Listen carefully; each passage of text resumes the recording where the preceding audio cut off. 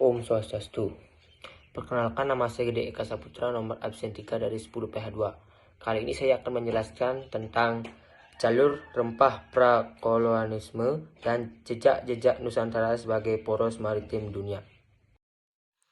Nenek moyang bangsa Indonesia sejak 4.500 tahun lalu meninggalkan warisan tak ternilai, yaitu jalur rempah. Nusantara sendiri menjadi titik nol dari semua tata niaga rempah dunia, mulai dari pala, cengkeh, dan cendana di bagian timur hingga lada, merica, kemenyan, dan kapur barus di belahan barat.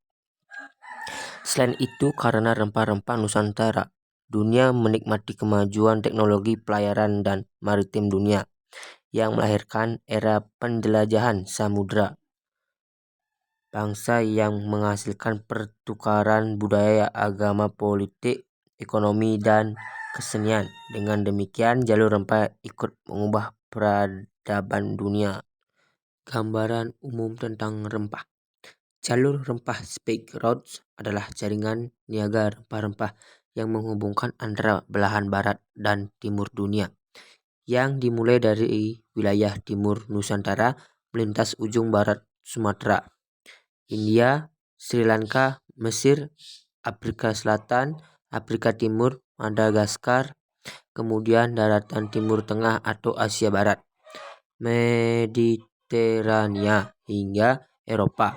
Perjalanan melewati jalur ini menempuh jarak lebih dari 15.000 km. Sebagai namanya, rempah utama yang diperdagangkan meliputi lada, merica, kayu manis, pala, dan cengkeh. Jalur rempah merupakan jaringan niaga tertua dalam peradaban manusia, warisan nenek moyang kita sejak 4.500 tahun yang lalu. Sutra atau abad ke-3 SM melalui daratan di Asia Tengah hingga Eropa. Pada praksara wilayah yang dilintasi jalur rempah membentang sampai Sri Lanka, India, Afrika, dan Madagaskar. Nenek moyang kita juga membawa rempah ke Asia Tenggara, termasuk ke Champa, Vietnam, dan Kamboja sekarang. Hal ini terbukti dari penemuan benda-benda logam dari Dong Sun atau Vietnam di wilayah Nusa Tenggara Timur, Maluku, dan Papua. Rempah Nusantara sudah masuk ke pasar Tiongkok sejak abad ke-2 SM atau 131 SM. Seabad sebelum terbentuknya jalur sutra dari Tiongkok, rempah melewati Asia Tengah, terus ke Mediterania, lalu ke Eropa. Komoditas utama yang diperdagangkan di jalur sutra adalah rempah atau juga kemenyan Nusantara, bukan sutra. Sutra sendiri lebih banyak dipakai sebagai alat tukar berbagai komoditas termasuk rempah. Jadi, ramainya jalur sutra sejak abad ke-3 SM sebagian besar dipengaruhi lalu lintas perdagangan rempah.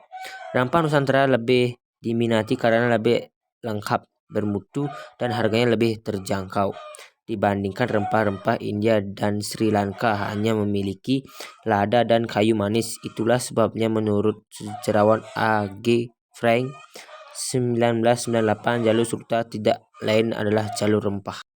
B. Jalur rempah pada masa praksara. Bukti arkeologis kemampuan berlayar nenek moyang Indonesia sejak 4.500 sampai 5.000 tahun yang lalu ditunjukkan melalui gambar perahu layar dan manusia dengan senjata berselip di pinggang di situs Liang, Kacamata, Kalimantan Selatan.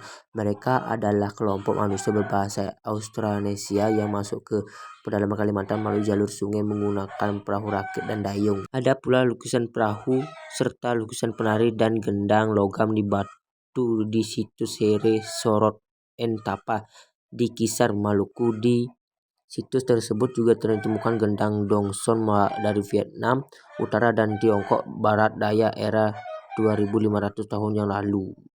Dua bukti tertulis sejak abad ke-5 SM. Perdagangan di antara bangsa Romawi, Persia, India, dan Tiongkok mulai berkembang tetapi tidak reguler.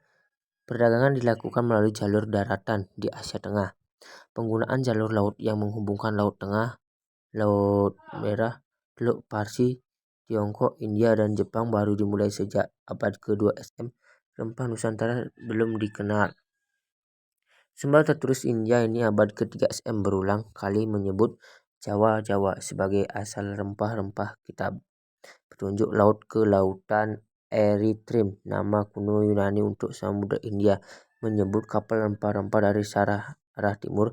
Meskipun demikian, sampai permulaan abad Masehi, India berfokus pada perdagangan emas.